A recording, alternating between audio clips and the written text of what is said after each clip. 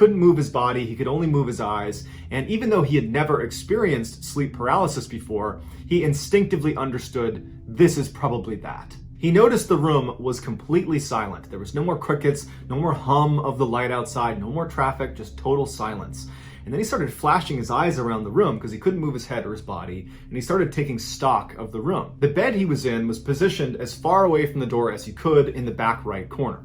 From where he was laying, if he looked to his right, in that corner was this big armoire, and then moving left from the armoire as he scanned the room, you'd come to the door, which is on the opposite side of where his bed was, and then if he kept scanning left, he would reach the foot of his bed, and just beyond the foot of his bed was a table and a chair. But because he was laying flat, he couldn't really look down and actually see the table and chair. And so with all of his strength, he managed to raise his head just enough that he had a line of sight to that section of his room, the only section he has not looked at yet. And he sees the table and chair, and he sees in the corner is this dark figure that's standing there looking at him. He's completely frozen with fear. His thought is, there's an intruder in the house. How did they get in here? What are they doing in here? And he managed to keep his head up just long enough to get a decent look at this dark figure, and he determined it was most likely a woman with a shawl covering her face. And before his head fell back to the pillow, he saw her suddenly crouch down on the ground out of view. And then Nathan's head fell back, and now he knows there's just some stranger in his room, and he can't lift his head up anymore, and he's looking around with his eyes.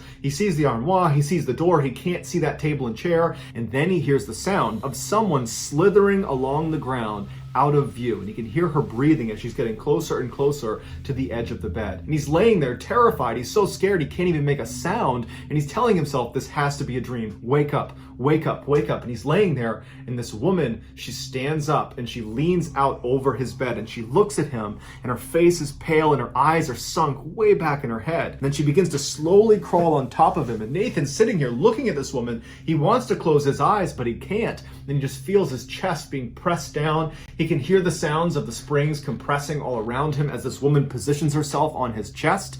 And then he finally manages to let out a scream, and then suddenly he's awake.